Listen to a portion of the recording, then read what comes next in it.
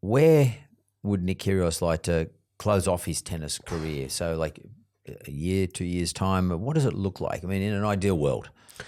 I think I made a kind of, not a commitment or a promise, but I said I didn't want to play over 30. Like when I first came on the scene when I was like 18, I was like, I don't want to play over 30 years old. I want a family.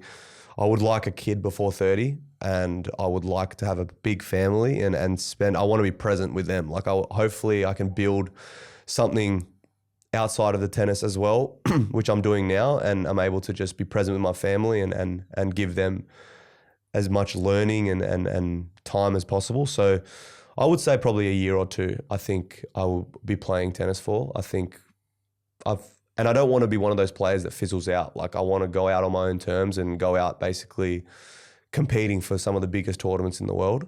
And, because I look at some players like, not that I think it's a bad thing, but Andy Murray and some of these great champions that were at the top of the sport, where now they're kind of, they're still at the top, but they're not like, competing for Grand Slams. And I think that's just not what I want to do. I don't love the game that much to hang around for that long. So ideally 1 or 2 more good years, and then I'll hang up the sticks. So 1 or 2 more good years means 2 hard, intense years. Like, yes. That means that your prep between here and the day you get back on that course is diligent. Yeah, it's consistent. So this is like you being a mature Nick Kyrgios, knowing Correct. all the shit you got to get through, Yep. and all the dramas that you physically have. Yep. Like, you got to manage all this crap as you get 100%. older. But really having a good hard crack at it. Definitely, like day in, day out training. And that's the thing, like you alluded to it earlier, it's like people just think I hit tennis balls. It's like the training, the recovery, the diet, just the way we have to carry ourselves in public, like that all that all takes energy. And with all the business things on the side, with all the conversations I'm having on WhatsApp, with business meetings here, there, it's like it's like a certain person, you have to be ready for it, like at a mature sort of level. Yeah. Like I have friends that are like, oh man, your life must be amazing earning the money. And I'm like, dude, you wouldn't have any idea where to start if you're in my position. Like you wouldn't, it comes with great responsibility, what you do, what I do. Like it's not a walk in the park. It's like, I would love to just lay in bed on it. Like yesterday I went to the gym at 10:30. Like I don't like doing that, but I do it because I have to do it. And that's just instilled in me now. Like I have to go and do extra, where like people like, they don't understand that. So now you're a bit older. You're not that old, but like now you're older. Do you feel like you're a veteran at it? Oh yeah. I mean, tennis, I was going overseas at 13, 14 to third world countries, and it opened my perspective up on where I live. Anyone who complains in Australia about living is just, they lack perspective and they have no fucking idea. Because like I was going to Philippines, India, these places at 13, 14, there was kids coming up to me begging for money. And I'm like, I'd come back to Canberra. I'm like, mate, I live in fucking paradise. So anyone out in West Sydney as well who thinks they have it rough, it's not bad out there in Bankstown, not gonna lie. Like tennis, I think has really sped up my maturity levels, and like it's opened my perspective up, and it made me mature early, as although people don't think I'm mature. Like I've traveled pretty much everywhere in the world, seen everyone, met a lot of people, a lot of different cultures. And I was telling Maddie before I got here, I feel like 80 years old, like soul-wise. I've seen so much and been through so much. You sort of are an older, when I'm sitting here talking to you, you are an older head relative to your age. I mean, I keep forgetting you're only 27, like that's crazy. But in terms of settling down, because sort of like was where you're heading towards in a couple of years' time, what does settle down mean? I mean, perhaps you might, I don't know whether you're going to marry Costeen or not, but you're going to hang with Costeen. You want to have kids. Is that something she wants to do? Yeah, like she's definitely into the marriage thing. She tells me a lot, and she'll be watching this. So, and I think one day she's definitely the one for me. Like I think when I settle down, it's more so like I'm not going out on a fucking Thursday, getting home at fucking crazy times. I think that's what it more so means, settling down. I think busyness wise, I'm never going to stop. And I think I'm going to take that. And I've learned from my dad, like being purposeful and doing things keeps you alive longer. Like 100%. I think that's the remedy for it.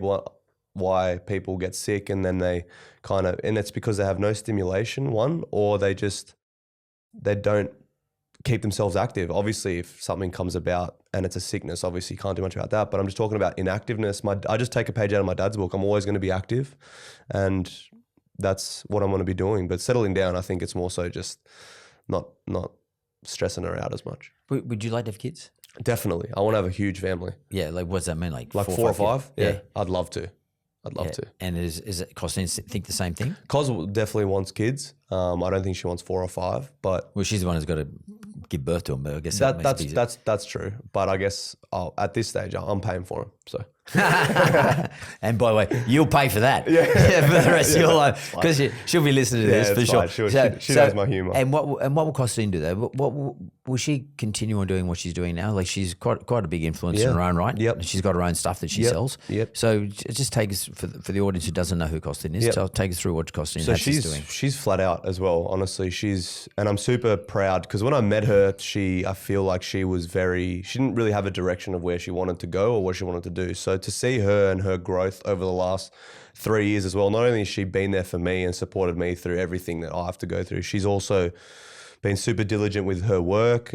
She has a lot of pride in what she does, and she does it like nice and classy. And I understand someone in her position on social media, they don't have to be always, super classy with what they post. And I'm super happy and lucky that she hears me out and like, maybe I don't want guys seeing half your body all the time. Like she actually is really respectful of me, and she understands that I'm super protective of us, because I know there's a lot of outside noise trying to tear us apart all the time. So she's grown up to be a great woman. She cooks now. She looks after my home. We got a dog together, so she does look after that little boo as much as she can, but she's super busy. She has big deals. She's doing Bondi Sands. She does a bunch of stuff. So she's always on the go as well. She's an ambassador from Bondi Sands. She's so that's around. The spray tan. Yeah. And I don't need much of it, but she's always busy. So I don't know how she does it, man. She deals with me. She keeps me in check, and she looks after our home, and with it, she balances her life. And I know sometimes she's overwhelmed, but she's young as well. So how much younger than you is she? She's 5 years younger. 5 years younger. Yep. Yeah. So she's 23. She's 23. Early 20s. Yeah. And is she from Canberra or from Sydney? She's originally from Sydney. Sydney girl. Yep. And where do you guys live in Australia? I mean, don't give me the address, but like you live in Canberra with your folks, or? No, we live in Sydney together. Yep. And I'm always going back and forth from Canberra anyway, because that's where I do most of my training and rehab and stuff down there. Right. And does she go to Bahamas with you? She's been there, yes. And she does. And she travels everywhere with me. She goes on tour with you, so to speak. Yeah, she wants. She's gonna be watching this, but she's more protected than I am. She wants to be everywhere I am.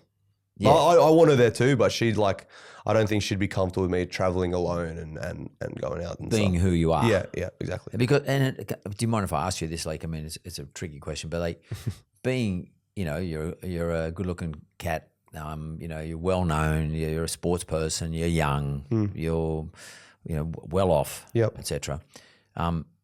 Temptation always. I mean, unfortunately, you're going to be tempted, or people are going to be throwing temptation at you all the time. Mm-hmm. How do you deal with that?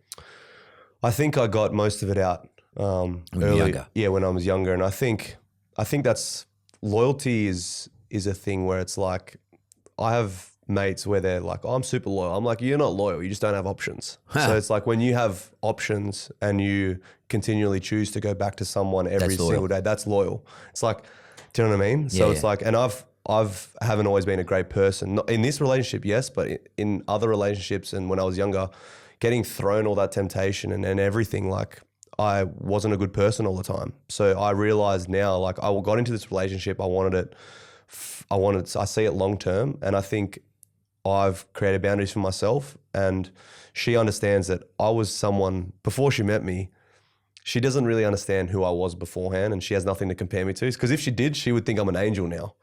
So it's like, I know that I want to be the best person I can be for Costeen. And yeah, I think I've gone through that period of my life.